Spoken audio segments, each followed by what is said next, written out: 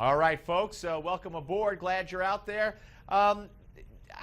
We haven't talked much about the controversy surrounding the First Lady of the United States, or FLOTUS, as the acronym takes us. And she was supposed to speak before her graduation May 17th in Kansas City, actually in Topeka. And there was an outrage or an uproar, more of an uproar than an outrage. Parents of the graduating students saying, hey, wait a minute. You know, because of the security, because of the entourage, because of everything, it's going to affect our graduation ceremony. We're not going to have as many opportunities to get seats and tickets for family members and friends. You know, we really don't want her here. They started a petition, and it prompted Joe Scarborough on Morning Joe to tell those parents this. Also in the Washington Post, high school students and their families are protesting Michelle Obama's involvement in some Kansas graduation ceremonies. There are now concerns for the First Lady's participation, stealing the spotlight from the kids and limiting the amount of seats available for family members. The speech is tied to the 60th anniversary of the Supreme Court's decision on Brown v. Board of Education, which ended school segregation. And I have got to say, wow, if you have the that's opportunity lame. to have the First Lady of the United States come out and speak at your high school graduation, keep those concerns to yourself. That is asinine. I mean, I got to tell you, when I heard Joe Scarborough call the parents of those kids who were concerned that now, you know, maybe grandma and grandpa couldn't get the tickets, or cousin Joe couldn't get a ticket because the First Lady's coming, and to them it's more important to have cousin Joe there than the First Lady, to call that asinine, you know, give me a break, really. I mean, you should respect the First Lady, whether you like her or not, whether you agree with her politics or not. But to call it the objection based on seating and security asinine, I don't know. I think that was a little overreaction by Joe. And now I bring this up today, not to talk about Joe, but to tell you that an agreement has been reached. The First Lady will not speak at that graduation. This is just breaking as we talk.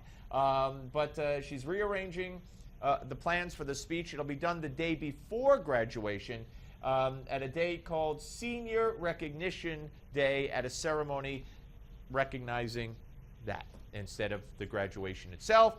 So the First Lady gets to speak, the kids get to hear her, see her, say that she was at their school, and they get to have Uncle Joe or Cousin Joe at the graduation. So that seems like a pretty good solution to the problem, and it's not often that you find one. And at least this wasn't a bunch of teachers getting together and demanding that Michelle Obama not be permitted to speak because they disagreed with her and they thought she was a liar, or that she citing that she had called the United States a downright mean nation, which she did. No, like they did with Condi Rice. They didn't want her in Rutgers. They didn't want her at the University of Minnesota, one of the most, if not the most successful black women in the country's history. And these professors at both those universities banded together and didn't want her. So this was not like that, and I'm glad there was a solution. That's good. All right, I'm very anxious to speak with our next guest. We welcome in a state representative from the state of New Hampshire, who is now running for the Republican nomination for Congress in the 2nd CD up in that same state of New Hampshire. We welcome in Marilinda Garcia. Hello. Hi, how are you? Thanks for having me. Good. Good. It's my pleasure. Thank you for coming on. And, you know, I'm so used to talking to Congress people from bigger states, and so I said, she's from the 2nd CD she's running for. I said, there's only a couple, right? They said, yep, that's the 2nd one. That's it. So there are two CDs, right? All right. So what prompted you? First of all, tell us a little bit about yourself. And I have to admit, when I see the name Marilinda Garcia running as a Republican, it strikes me. I'm a Republican. I've done many a show with people from the RNC, the chairman of the RNC, and other people and other minorities saying and talking about the outreach to the minority community. We talk about the Hispanic vote. So I'm very interested to hear from you and what you have to say. So tell us, first of all, why you are a Republican. Sure. So my family background, of course, has in many ways shaped who I am. And my mother was born in Italy, My dad is from the Midwest and Southwest. They both came to Boston, went to college here, met, got married. I was born, my brother was born, my sister was born, and then when I was about 5, we all moved to New Hampshire for greener pastures, limited government, lower taxes, more green grass, all of those good things that enhance, the quality of life in the American way. And really, I don't come from a long-standing, GOP rah-rah family because, in fact, given my parents' background and the fact that they were independent to start off, what happened is we found that the principles of limited government, personal responsibility, and freedom resonated with us and are the things, in fact, that allowed, my family to, again, bring themselves up from very, shall we say, disenfranchised backgrounds and make something of themselves in this country. And so we found that at the end of the day, my parents said that they ended up voting Republican for the most part because that was the only party that reflected their values. And I think that's still true today. I see that on the state level and certainly on the federal level. If you were to divide it into two groups, it is true that there's only one party right now that has, for the most part, people that communicate those values and then vote in such a way as to limit the size of government and the control of government and allow Americans the freedom to make, decisions about how they want their lives to be and what they want to achieve or not in this country. So that's why I'm a Republican and will continue to be as long as those things remain true. Well, Marilinda, you're in your fourth term as a state representative, and now you've chosen to seek the Republican nomination. First of all, how's that going? It's going very well, thank you. I was just, out all day speaking to different groups, even doing door knocking, which I'm quite used to coming from the state rep level. That's by and large what most of campaigning entails. So it's a little bit different now. Running for Congress, of course, on the federal level, I do a lot of interesting media, which is great. And but overall, I'm just really trying to communicate that my federal representation right now, personified in Ann Custer in my district, she's a first-term rep. She hasn't hosted a single town hall during her time in Congress here in the state, which is really shocking. And further than that, she, of course, has voted 100% of the time when, on final passage with the Obama administration, and is self-described strongest supporter of the administration in the U.S. Congress, and even said of her own volition that had she been there when Obamacare was foisted upon us, that's my word, not hers, that she would have supported it. So I've seen the deleterious effects that the ACA or Obamacare has had in my state. In fact, the Wall Street Journal said that our state is the worst example, or shall I say the best example, of the adverse consequences of this law. We have now one. I was going to bring that up. Yeah. Marilinda, I don't want to interrupt. I was gonna bring that up, and you scratch your head, I guess, when Congresswoman Custer said what she says.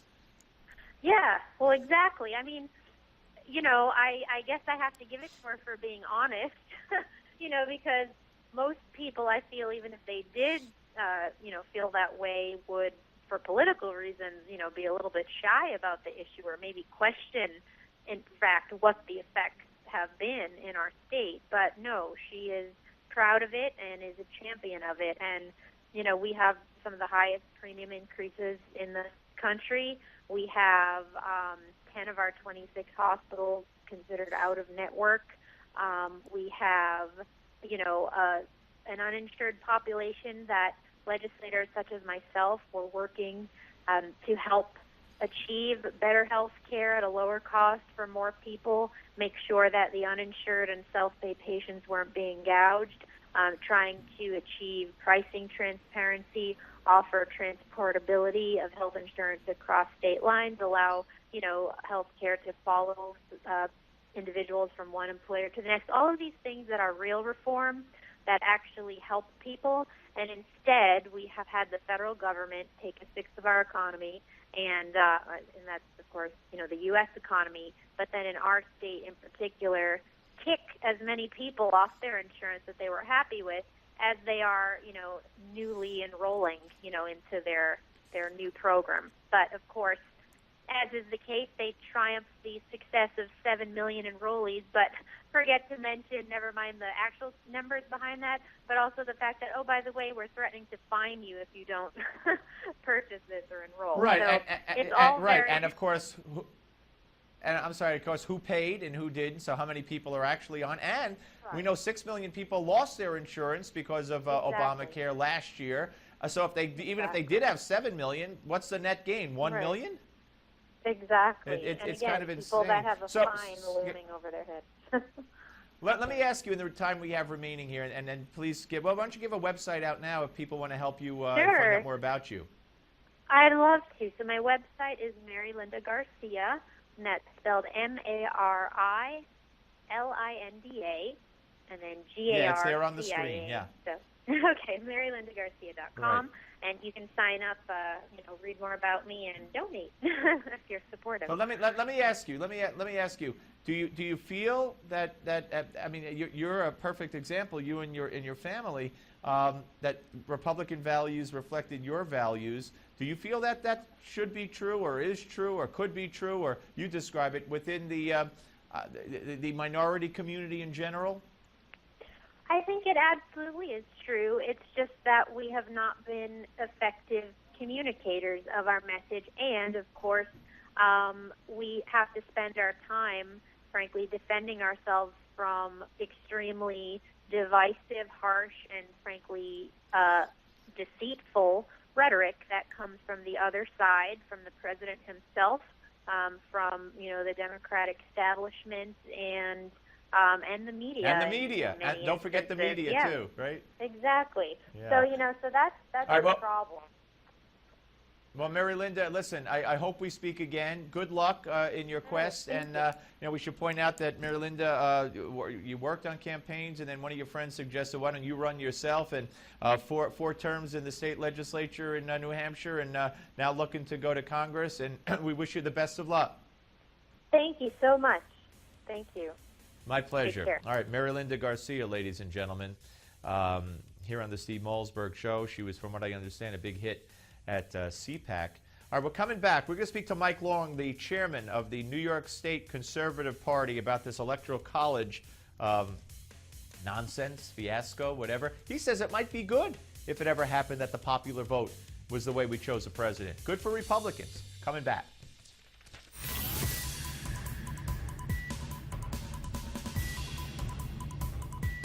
We don't just talk about the news, we talk to those making news. This is the Steve Malzberg Show.